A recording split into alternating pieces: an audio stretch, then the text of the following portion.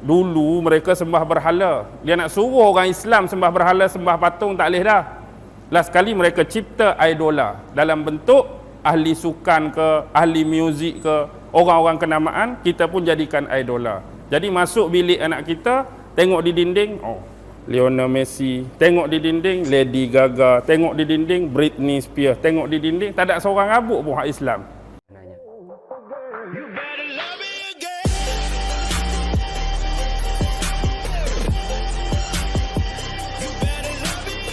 Assalamualaikum warahmatullahi taala wabarakatuh. Alhamdulillah channel ini ya saat ini sudah bertambah 1000 subscriber ya teman-teman.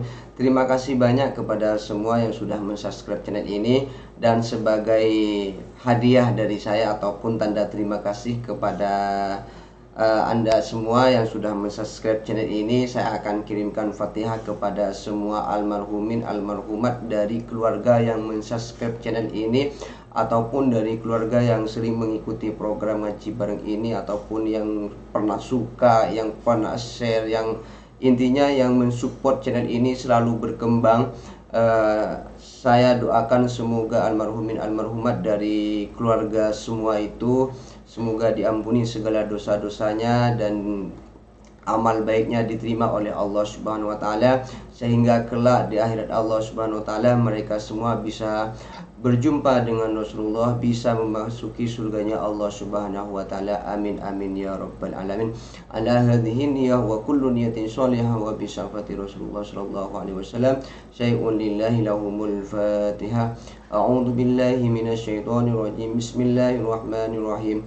Alhamdulillahi rabbil alamin. Arrahmanir rahim. Maliki yaumiddin. Iyyaka na'budu wa iyyaka nasta'in. Ihdinas siratal mustaqim. Siratal ladzina an'amta 'alaihim ghairil maghdubi 'alaihim waladdallin. Rabbighfirli wa liwalidayya. Amin. Itulah sebagai tanda terima kasih saya kepada semua teman-teman yang selalu mensupport channel ini, baik berupa subscribe, share, ataupun intinya sering nonton juga. Semoga semuanya diterima oleh Allah Subhanahu wa taala dan dicatat sebagai ibadah kita. Amin amin ya rabbal alamin. Dan pada kesempatan kali ini kita akan melanjutkan video sebelum ini ya, yaitu video ataupun ngaji bareng kepada Ustadz Auni Muhammad, yang mana di sini sudah saya persiapkan, tinggal kita siapkan juga ya untuk mendengarkan kelanjutan dari video ini ya teman-teman. Seperti biasa, jangan lupa buka mata, buka telinga, dan buka hati. Bismillahirrahmanirrahim. Don't go anywhere, stay here and check it out. Jadi inilah asas-asas untuk kita kaitkan. Untuk kita kait bermula di sini. Kemudian ritual-ritual ini dibawa ke mana? Lepas kerajaan Babylon jatuh, golongan-golongan bangsawan dan elit istana daripada Babylon pergi ke Mesir.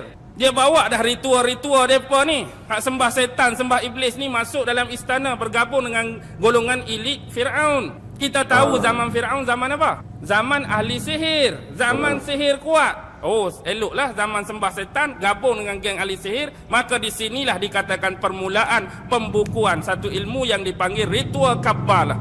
Kabbalah ni lah yang sedang masuk sinonim dengan naiknya agama Yahudi. Tu jadi tak pelik langsung kalau kita tengok sejarah tadi bagaimana mereka boleh sembah ni mudah. Sebenarnya mereka dah lama ni, imam-imam Bani Israel, pemimpin Bani Israel dah terikut-ikut dengan ritual okultisme Kabbalah. Gabungan ilmu sihir dan penyembahan secara gelap iblis dan setan yang dibawa daripada Babylon masuk dalam bangsawan elit dalam istana Fir'aun. Dan kita tengok zaman Fir'aun bermula lagi Trinity, iaitu Tuhan Ra, the one eye sun god.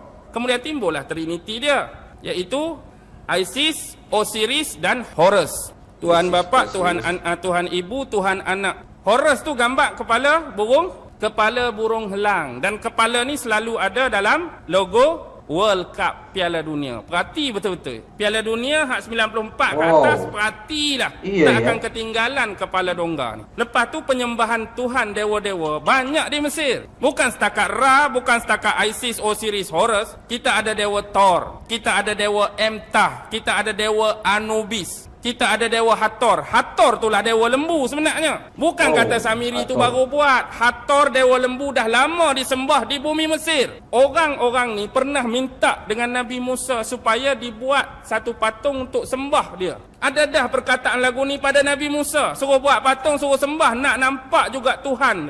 Sebab itulah ritual Kabbalah nombor satu kitab mereka ialah Zohar, yang menceritakan tentang sifat-sifat dan bentuk zat Tuhan. Kabbalah dah mula awal lagi tentang sifat dan bentuk Tuhan dalam kitab mereka, buku mereka yang nama Zohar. Dalam Kabbalah juga, kalau bab syariat, bab agama, mereka ada satu kitab lain yang dinama Sidur. Kalau bab hal-hal perayaan dan keagamaan dipanggil kitab Makhzur. Kabbalah inilah yang paling bahaya. Inilah meresap masuk sama naik dengan agama Yahudi. Sebenarnya geng-geng ni walaupun tak lagi dinamakan Freemason, zaman tu yang suruh bakar Nabi Ibrahim siapa? Namrud sendiri ke geng-geng gelap ni? Geng-geng gelap ni lah yang duk cucuk Namrud suruh bakar Nabi Ibrahim. Geng-geng ni jugalah yang cucuk Raja Herodes dulu supaya bunuh Nabi Isa. Sebab ajaran dan inti Kabbalah, raja akhir zaman yang mereka tunggu ialah siapa?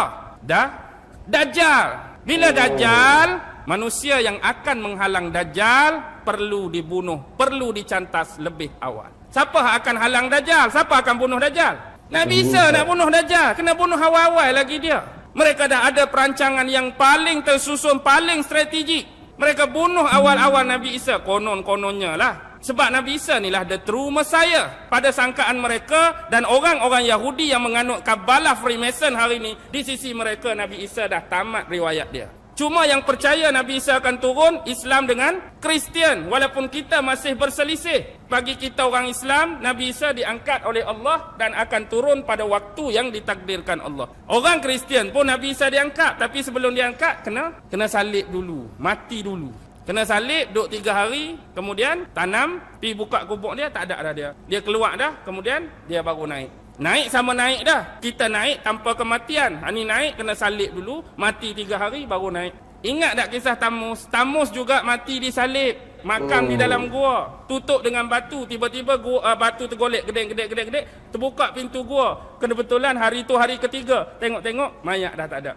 Jadi cerita ni cerita kebetulan ke cerita lama diulang balik? Cerita lama diulang balik. Dia mati malam Jumaat, Sabtu, Ahad. Ahad naik, sengaja cari hari Ahad naik untuk jadikan hari Ahad sebagai hari keutamaan. Sunday sebenarnya hari matahari. Siapa matahari? Matahari ni orang yang cerah, orang yang terang. Nama lain dia The Lucifer. Siapa Lucifer? Lucifer tu setan. Pernah tengok filem Lucy? Lucy nama macam orang perempuan. Lucy pun kita boleh baca dah. Last kali Lucy ada di mana-mana. Itulah pencerahan dia melalui lambang matahari. Sebab itulah di gereja-gereja, bila gambar Nabi Isa pun, belakang tu seolah-olah ada macam benda cerah. Di belakang Maryam pun ada benda cerah. Di belakang Imam 12 pun ada juga. Jadi sembah siapa sebenarnya? Sembah Tuhan matahari. Hari apa? Hari Ahad. Kita cuti hari apa? Lebih kurang tak ada. Kalau nak kira lah, gambaran ahli sejarah bagi ritual hak sebenar berlaku ni dalam bentuk pembinaan tempat-tempat ritual berlaku pada zaman Nabi Sulaiman. Zaman ahli-ahli sihir, ahli-ahli tenung, magician zaman tu. Jadi Nabi Sulaiman AS buat satu akta, dia tangkap semua ahli-ahli sihir, semua orang-orang magic, semua yang black wish ni. Kemudian kitab-kitab amalan-amalan itu dirampas. Bila dirampas, dia letak di mana? Di bawah kuil Sulaiman. Inilah dipanggil Haikal Sulaiman oleh orang-orang Yahudi. Sekarang hari ni bila kita tengok di mana betul-betul letak Haikal Sulaiman. Haikal Sulaiman lah ni, tempat dia hak betul-betul dekat dengan Kubah Sakhrah tu. Dikatakan di situlah adanya kuil Sulaiman dulu. Wallahu alam lah hak sebenar. Itulah dakwaan mereka. Sebab hari ni tiap-tiap hari mereka duk korek, duk gali, duk buat terowong bawah Masjidil Aqsa tu. Tapi sebenarnya tujuan dia nak meruntuhkan tapak yang lama ni, nak bangunkan Haikal Sulaiman buat kali yang kedua. Untuk menunggu raja akhir zaman mereka memerintah dunia daripada bumi Israel, iaitu Dajjal. Sekarang bibit-bibit bunga api itu sudah ada. Sudah ada dah. Mereka mula nak mengalihkan pusat pemerintahan mereka ke arah bumi Israel. Nampak tak? Asas-asas dia nak bina, buka dalam Bible King and the Chronicles. King and the Chronicles tu ada watak cerita Nabi Sulaiman. Ada watak Raja Hiram, Raja Tyre yang supply barang-barang untuk buat Haikal Sulaiman dulu, terutama kayu kayan. Lepas tu Adoniram. Adoniram ni juga watak penting yang berhubung kait dengan Haikal Sulaiman dan pengasas Freemason. Bukan pengasas abad ke-18. Asas-asas ritual hak duk buat zaman kuil Sulaiman tu ada keterlibatan dengan nama Adoniram ni. Baik, kembali kalau kita tengok, permulaannya nak jadi asas ni ialah bermula pada Knight Templar. Tahu Knight Templar? Bermula perang salib tu, siapa pengasas perang salib? King dia, raja dia, pengasas dia ialah seorang padri yang dipanggil Paus Urban atau Paus Urbanus II. Dialah mencadangkan perang salib ni. Jadi perang salib ni sebenar tak ada dah cintakan kedamaian, tapi dia lebih kepada materialisme. Sebab zaman tu ialah zaman Eropah, zaman Dark Age. Apa Dark Age? Zaman kegelap, zaman kegelapan. Tapi dia duk tengok kekayaan, kemewahan, kemakmuran belah mana? Belah timur kan? Di belah timur. Jadi mereka datang nak jajah, nak rebut balik hasil mahsul tadi, dan yang penting nak dapatkan bumi Palestin yang di dalamnya ada Jerusalem, iaitu Haikal Sulaiman. Jadi dia mengetuai satu konsili ataupun panggil persidangan Claremont. Jadi bermulalah tahun tu tahun 1095. Jadi sepanjang perjalanan ni nak sampai 1095 sampai 1099 baru sampai Jerusalem. 4 tahun tengah jalan ni mereka banyak bantai orang-orang Islam. Mereka bunuh juga sebahagian besar orang-orang Yahudi. Bila ini berlaku 1099 baru sampai Jerusalem. Kepung pula 5 minggu. Akhirnya minggu yang kelima mereka berjaya pecah masuk. Dan inilah berlaku peristiwa paling sadis, paling menyayat hati dalam sejarah. 2 hari saja mereka jarah, 2 hari saja mereka rata, hampir 40,000 Muslim mati terkorban. Juga sekali dengan manusia-manusia bangsa Turki dan Saraken. Mereka rampah Jerusalem dan mereka melakukan kezaliman dan penganiayaan ini. Sampailah 20 tahun kemudian, pada tahun 1118, 2 ksatria daripada Perancis, Hugh de Payens dengan Godfrey de Saint-Omer, menubuhkan Knight Templar secara betul-betul dianggotai oleh 9 yang lain. Mereka ni asalnya, Knight Templar ni ialah tentera-tentera miskin yang percayakan Jesus Christ dan kuil Sulaiman. Tapi akhirnya sebab material tadi mereka jadi kaya. Mereka buat apa? Mereka kau untung melalui peziarah-peziarah Kristian yang datang daripada Eropah yang nak melawat bumi Palestin, terutama nak pergi dekat kuil ataupun Haikal Sulaiman tadi. Jadi bila tanah ni mereka dah jarah, orang-orang Eropah boleh datang sesuka hati. Jadi penziarah-penziarah Kristian terutama yang datang nak ziarah tempat ni, mereka buat satu sistem yang dipanggil credit and check. Hampir-hampir nak menyamai sistem perbankan sekarang. Dia start di sini dah. Kemudian mereka menjalankan urus niaga yang dikatakan pada awal abad-abad tu dikatakan kapitalis dah bermula dengan perniagaan berbasiskan bunga ataupun riba. Mereka jadi kaya serta-merta. Sebab yang dulu mereka bawa topeng iman Kristian, bawa simbol-simbol Kristian berupa-rupa salib dan krusid. Tetapi dalam hati mereka nak dapatkan keduniaan, kemewahan. Jadi akhirnya secara ringkas 1187 seorang pahlawan Islam datang ke sini bertempur dalam perang Hittin. Siapa? Salahuddin Al-Ayyubi. 1187 perang, menang kita. Bila menang kita, mereka balik semula. Mereka balik, mereka pergi kawasan Eropah. Hak ni pula jadi pening raja-raja Eropah nak menangani politik mereka. Mereka pula dah serang-serang gereja, mereka dah serang padri-padri, mereka dah serang kependetaan. Sebab mereka duduk di Jerusalem, mereka jumpa satu benda. Hak bawah kuil Sulaiman, hak zaman Nabi Sulaiman tu, buku-buku sihir. Hak inilah digambarkan harta dalam filem National Treasure, lakonan Nicolas Cage tu kan. Mereka dah bawa balik kitab-kitab sihir ni. Hak teras dia aliran kabalah tadilah. Bentuk-bentuk ritual, okult dan penyembahan bagaimana nak berhubung dengan iblis, syaitan dan dajjal. Jadi akhirnya kerenah-kerenah mereka ni dapat dihidu oleh raja-raja di Eropah. Akhirnya atas campur tangan orang-orang terpenting 1307 Raja Perancis Philip de Bell mengumumkan penangkapan anggota-anggota Knight Templar ni. Gabung pula dengan Paus Clement. Padri masuk serta, gereja masuk serta menyokong Raja Perancis tadi, maka ditangkaplah. Lebih kurang selang 7 tahun kemudian 1314 Grand Master dia iaitu Jacques de Molay. Jacques de Molay ni dihukum. Lalu dia mati. Kemudian geng-geng hak lain ditangkap tu dibicarakan. Tapi walaupun demikian hakikatnya ada mereka yang berjaya lolos dan lari. Mereka cari satu-satunya negara di bumi Eropah yang tidak percaya kepada gereja Katolik pada abad tu. Siapa? Negara mana? Scotland. Mereka pergi ke Scotland, minta perlindungan. Siapa Raja Scotland masa tu? Robert de Bruce. Robert de Bruce lah lindungi mereka. Akhirnya mereka bergabung dengan siapa? Di sinilah start. Mereka nak bergabung dengan geng-geng hak datang daripada banjaran Kaukasia, banjaran Eurasia, hak keluar daripada tembok-tembok Zulkarnain. Hak keluar daripada tembok-tembok Zulkarnain dah keluar, mereka naik ke arah utara. Kemudian mereka jadi orang-orang Viking. Lalu lama-kelamaan mereka tukar sejarah di sini. Asal mereka bangsa lain, asal mereka Normandy dengan Celtic. Tapi kemudian mereka tukar sejarah, mereka katakan mereka sebagai berbangsa Anglo-Saxon.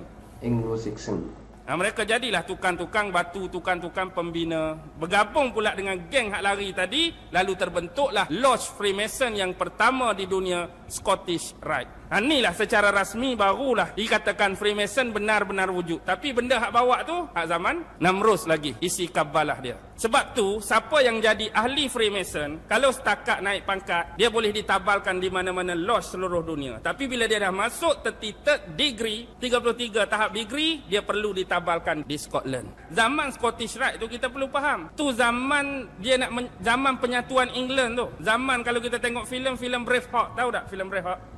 Lepas tu lah lodge ni berkembang. Ada di Amerika, ada tu situ, ada sini. Bergabung pula dengan Illuminati. Illuminati ni tak 13 keluarga tu lah. Keluarga Astor, keluarga Bundy, keluarga Collins, keluarga Freeman. Gabung pula dengan Merovingian, keluarga-keluarga diraja. Lah ni yang jadi teras paksi dan ketua kepada Merovingian dan 13 keluarga Illuminati siapa? Ratu Elizabeth. Lepas tu bergabung pula dengan hak lain. Ada CFR, ada Trilateral Commission, ada Skull and Bone. Macam-macam nama lagi lah. Ada apa nak letak hak kecil-kecil tu, hak division dia. Tapi hak teras ada pada Freemason, ada pada Illumination.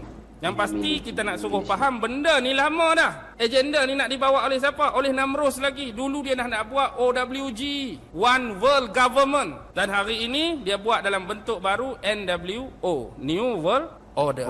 Sebab apa mereka nak ratah sangat Baghdad? Pasal apa nak serang sangat Iraq? Mungkin kata bab peluru berpandu, mungkin kata bab peluru tu, mungkin kata bab minyak, mungkin kata bab tu. Tapi ingat, ini bumi siapa?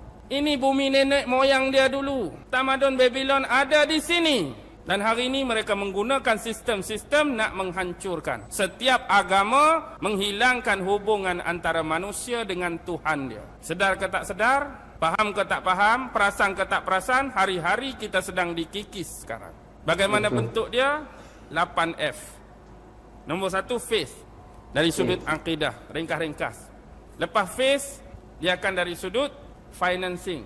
Hak bank, hak riba, hak apa tu dari sudut keuangan. Yang ketiga, food. Makanan.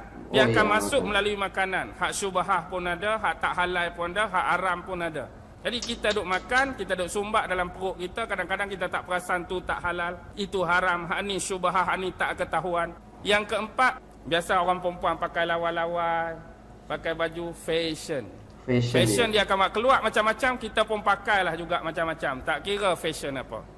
Antara lain ialah filem. Filem macam-macam, mereka serat, mereka punya benda-benda di bawah pengaruh minda bawah sedar. Kemudian ada fiction. Fiction ni dia nak bawa cerita alien lah. UFO. Dia nak start dah. Maksudnya ada makhluk angkasa, ada alien yang boleh berhubung dengan manusia. Dan ada kabar alien ni nak serang dunia. Hakikatnya UFO tu siapa? UFO tu teknologi manusia. Tu teknologi Jerman selepas Perang Dunia Kedua. Manusia tu manusia lah, campuran dengan makhluk-makhluk halus tu lah. Jin ke, iblis ke, setan ke. Dia boleh buat. Setakat nak merupa tu iblis boleh buat. Merupa sat jadi muka lagu ni, perak-perak tangkap gambar. Hakikatnya lama dah jin iblis ni. Dia masuk dari sudut fiction. Lepas tu dia masuk dari sudut kadang-kadang freedom, kebebasan. Dia marilah kok celah perempuan pula. Kebebasan, nak hak wanita. Semua, wanita mesti sama dengan lelaki. Hak kami mesti disamaratakan. Lepas tu keluar pula LGBT. Tahu LGBT? Apa dia? Alas sekali. Fandom. Budaya mengidolakan. Dulu mereka sembah berhala. Dia nak suruh orang Islam sembah berhala, sembah patung, tak boleh dah. Last kali mereka cipta idola dalam bentuk ahli sukan ke, ahli muzik ke, orang-orang kenamaan, kita pun jadikan idola. Jadi masuk bilik anak kita, tengok di dinding, Lionel Messi, tengok di dinding Lady Gaga, tengok di dinding Britney Spears, tengok di dinding tak ada seorang rabuk pun hak Islam. Itu budaya fandom. Tak sembah tapi jadikan mereka tu idola. Penyanyi tu, ahli sukan ni, hak orang, hak kita, hak budak-budak duk minat lah ni. Inilah budaya fandom. Setakat malam ni saya nak bagi. Jadi bisa ditarik kesimpulan bahwa mengidolakan seperti Lionel Messi dan sebagainya itu bentuk lain dari menyembah selain Tuhan, yang mengidolakan selain Tuhan. Mungkin bisa disimpulkan seperti itu mungkin. Nggak tahu juga. Bagi yang base, saya nak bagi yang asas, saya nak bagi yang dasar. Nak suruh nampak dulu bagaimana bentuk, tata cara, pergerakan, agenda dan susunan. Susunan ni sebenarnya dah ada dalam Book and Chronicle. Nama-nama tadi tu mereka dah menggerakkan cara susunan piramid mereka. Atas tu siapa, yang kedua siapa, yang ketiga ke siapa, yang bawah sekali golongan slave. Slave tu siapa? Tak mau mengaku pun kena terima hakikat. Hamba tu ialah kita lah. Hak duk terima kemewahan, hak duk terima untung, hak duk terima duit hari-hari, golongan atas no. Golongan elit. Golongan tu lah duk perah kita, duk zalim kita. Kita nak suruh kenal Freemason tu bukan apa. Sebab kumpulan ni lah yang digelar kumpulan elit sekarang. Hak duk tengah pegang dunia ni masih lagi keturunan yang sama. Keturunan siapa mereka ni? Rothschild, susu galur dia, nasab dia, salah silah dia, sampai pada siapa? Namrus. Hak baki lagi Fir'aun. Golongan yang sama, kumpulan yang sama yang masih memerintah dunia dulu sampai sekarang. Fir'aun dah mati, tapi kefir'aunan tak pernah mati lagi. Namrus dah mati, kenamruzan pun tak pernah mati lagi. Kefir'aunan dan kenamruzan masih lagi memerintah dunia sampai hari ini. Masya Allah, ini sejarah yang sangat luar biasa sekali loh. Saya beruntung banget loh teman-teman bisa mendengarkan sejarah yang luar biasa ini ya. Runut loh. Dari dulu sampai sekarang itu sejarahnya Ustadz itu memang luar biasa sekali, bikin bulu kulit tuh merinding loh. Dan nggak menyangka Ustadz bakal bisa menerangkan sejarah ini dengan detail ya, sampai dengan pemikiran-pemikiran yang sekarang itu yang modern, betapa kita sudah dijajah ya secara pikiran, pakaian, makanan, terus banyak 8 F itu ya tadi ya. Ini sangat terasa sekali loh dalam kehidupan kita, dan mau diakui atau tidak memang sekarang sudah betul-betul terjadi dan bisa dikatakan mereka sukses mencapai target mereka, anggaplah untuk menghancurkan kita sebagai umat Islam ya, dengan cara halus.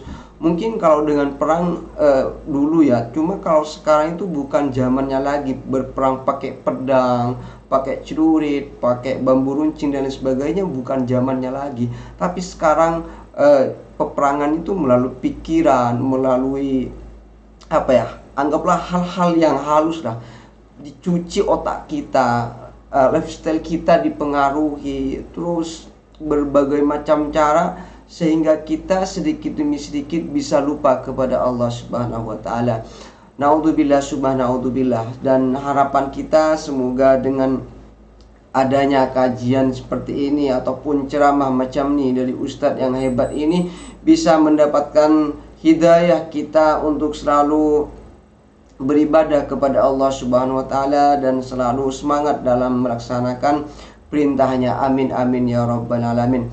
Dan saya akhiri program Ngaji Bareng pada kesempatan kali ini. Mohon maaf apabila ada kesalahan. Ihdinas siratal mustaqim. Assalamualaikum warahmatullahi taala wabarakatuh.